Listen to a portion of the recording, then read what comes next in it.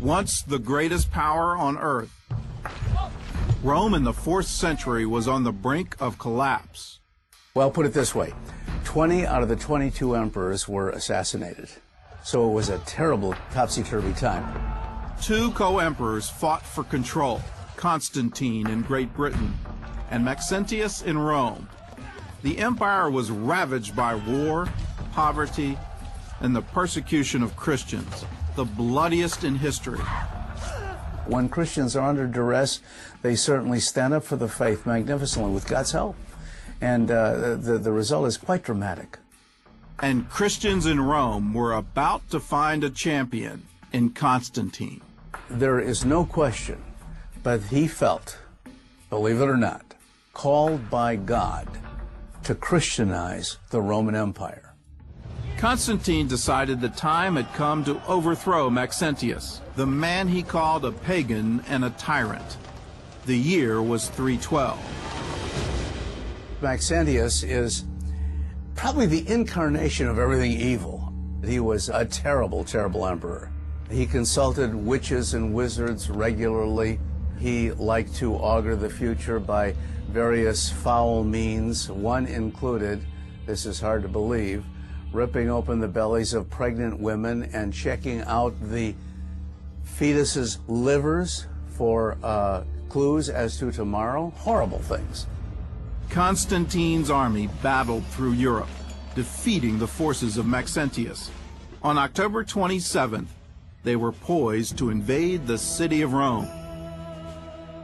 Constantine camped here, 9 miles north of Rome. His army was outnumbered 4-1. So he prayed to God for help. And here in this field, he had a vision that changed the course of history.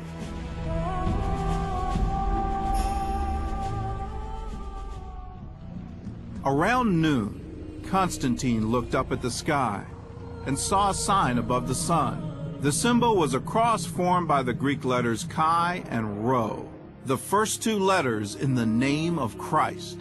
Above the sign were the words, "Conquer by this." That night, the strange sign appeared again. Constantine said that in his sleep, the Christ of God appeared to him and instructed him to use the sign as a standard in battle.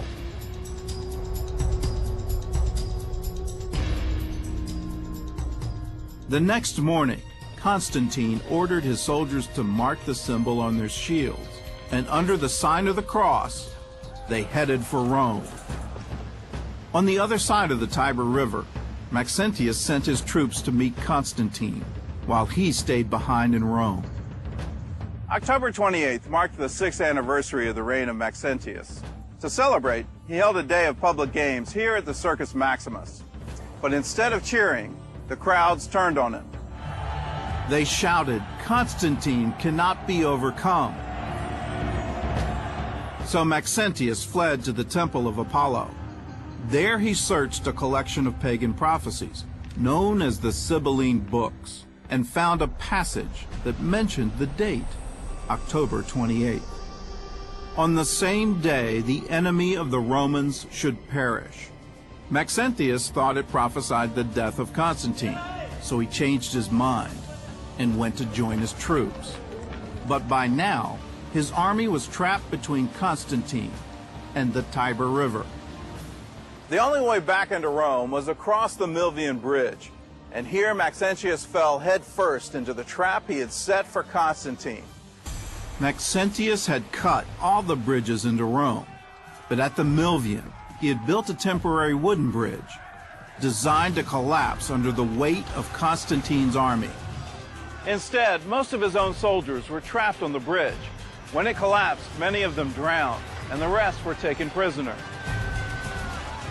Maxentius himself drowned after jumping into the river. And the next day, Constantine's army entered Rome, parading his head on the point of a spear. Today, Constantine is known as the first Christian emperor. But was it a real conversion, or just a smart political move? There may have been political benefits for Constantine to do that. I've never understood why he must be only a totally sincere Christian convert or only a calculating politician. There could have been a little of both involved.